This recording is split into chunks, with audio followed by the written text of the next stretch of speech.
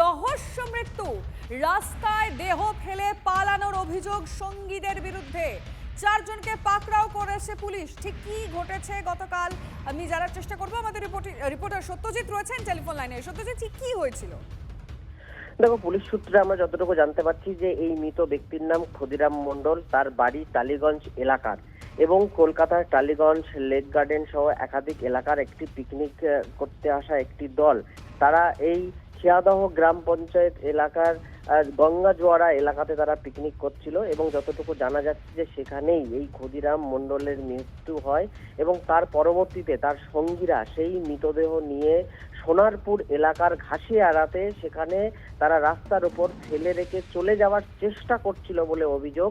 তারপরেই কিন্তু এলাকার সাধারণ মানুষ তাদেরকে ঘিরে ধরে, গাড়ি আটকে রেখে সোনারপুর থানায় খবর দেয়। সোনারপুর থানার পুলিশ আধিকারিকরা এসে মৃতদেহ উদ্ধার করে এবং যারা পালিয়ে যাওয়ার চেষ্টা করছিল তাদের আটক করে জিজ্ঞাসাবাদ শুরু হয়েছে। লিখিত কমপ্লেন এখনো হয়নি, তবু ঘটনার পূর্ণাঙ্গ তদন্ত শুরু করেছে সোনারপুর থানার পুলিশ আধিকারিকরা। ধন্যবাদ।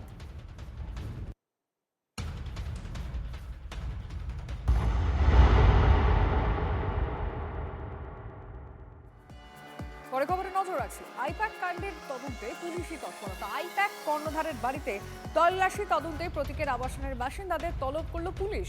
প্রতীকের প্রতিবেশীদেরও নোটিশ পাঠানো হয়েছে। ইডি তল্লাশিতে যাওয়ার পর আবাসনের বাসিন্দারা কি শুনেছিলেন, ইডি আধিকারিকদের গতিবিধি কি ছিল, উত্তর পেতে নোটিশ তদন্তকারীদের। প্রতীকের আবাসনের বাসিন্দা ও প্রতিবেশীদের থেকে ঘটনার বিবরণ চায় পুলিশ।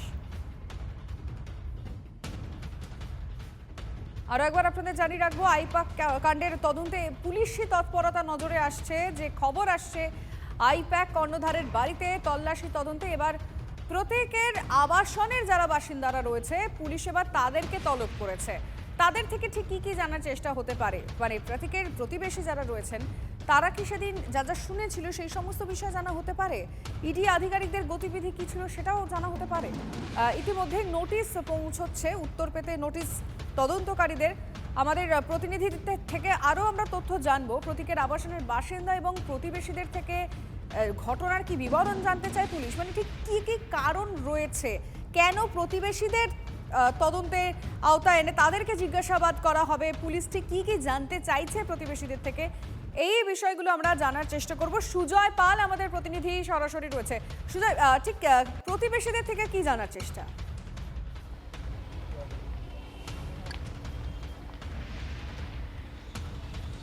দেখো, প্রতিবেশী এবং প্রতীক জেনের যে আবাসনের অন্য বাসিন্দা তাদের থেকে মূলত ঘটনার দিন কখন ইডি অফিসাররা ঢুকেছিলেন, কারা কারা ঢুকেছিলেন, তাদের গতিবিধি কী ছিল, ফ্ল্যাটের অন্য আবাসিকদের সঙ্গে তদন্তকারী অফিসাররা কোনো কথা বলেছিলেন কিনা, তারা সঙ্গে কি কি নিয়ে যে ঢুকেছিলেন, অর্থাৎ গোটা পরিস্থিতিটা তারা জানতে চান। মূলত বয়ান রেকর্ড করার স্বার্থে জানতে চান। এবং তুমি জানো ইতিমধ্যে 2টো মামলা রুজু হয়েছে। একটা তৃণমূলের সুপ্রিমো মমতা বন্দ্যোপাধ্যায় তিনি করেছেন একটি মামলা, অপর একটি পুলিশ সুমোটো বা শতপ্রণীত মামলা করেছে। দুটি মামলার একটিতে মূলত যারা আবাসনের বাসিন্দা তাদেরকে ডাকা হয়েছে, তলব করা হয়েছে জিজ্ঞাসাবাদের জন্য, অপরটিতে প্রতিবেশী যারা রয়েছে তাদেরকে তলব করা হয়েছে। দুটি মামলার দুটি পরিধি রয়েছে, দুটি পরিধির মধ্যে তারা তদন্ত করছে। যেটা পুলিশের তরফ থেকে সুমোটো করা হয়েছে, তারা মূলত আবাসনের বাইরের যে খোলা জায়গাটা সেখানে কী হয়েছিল সেটা জানতে চায়।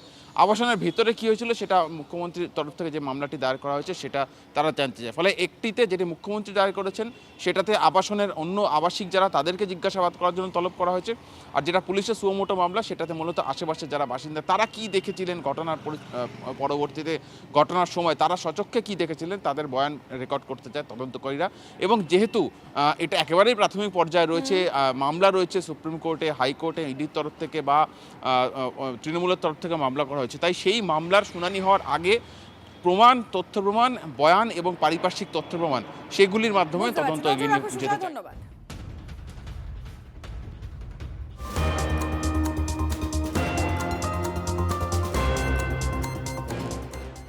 তৃণমূলের প্রতিষ্ঠার সময় যারা ছিলেন তারা এখন কেউ দলে নেই। তৃণমূলের এখন প্রাণভোমরা আইপ্যাক, তাই ফাইল লুট করেছেন মুখ্যমন্ত্রী।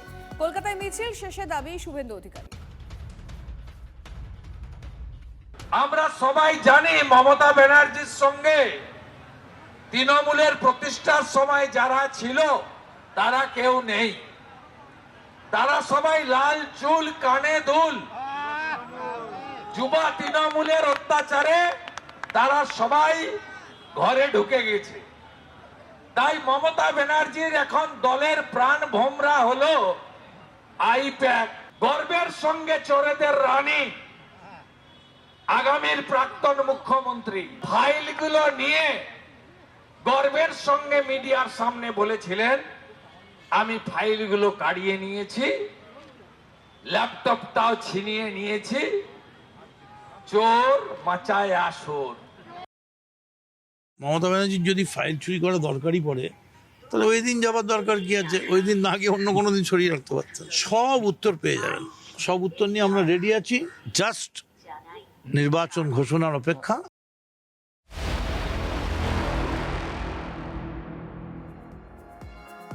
আইপ্যাক কর্ণধারের বাড়ি অফিসে তল্লাশিতে বাধার অভিযোগ, সিবিআই তদন্ত চেয়ে এবার সুপ্রিম কোর্টে ইডি।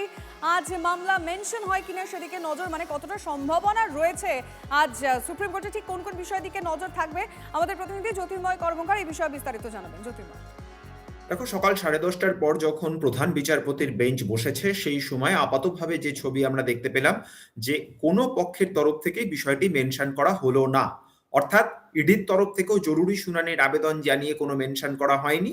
রাজ্য সরকার তারা ইতিমধ্যেই ক্যাভিয়েট ফাইল করেছে, কিন্তু তাদের পক্ষ থেকেও কিছু বলা হয়নি। রাজ্য সরকারের এক্ষেত্রে বক্তব্য যে ইডি যদি সুপ্রিম কোর্টের দ্বারস্থ হয় এবং এই সংক্রান্ত শুনানি যদি হয় তাহলে তাদের বক্তব্য শুনতে হবে। স্বাভাবিকভাবেই রাজ্য সরকারের তরফে স্বতঃপ্রণোদিতভাবে মেনশন করার কোনো বিষয় এক্ষেত্রে ছিল না। অর্থাৎ এবার আমাদের অপেক্ষা করতে হবে কবে এই মামলা লিস্টেড হয়, কবে এই মামলার শুনানি হয়। এবং খুব স্বাভাবিকভাবেই যেহেতু 14ই জানুয়ারি এই মামলা কলকাতা হাইকোর্টে শুনানি রয়েছে, স্বাভাবিকভাবেই এই মামলা এবার কলকাতা হাইকোর্টের দিকেই আমাদের নজর রাখতে হবে। ধন্যবাদ জ্যোতির্ময়।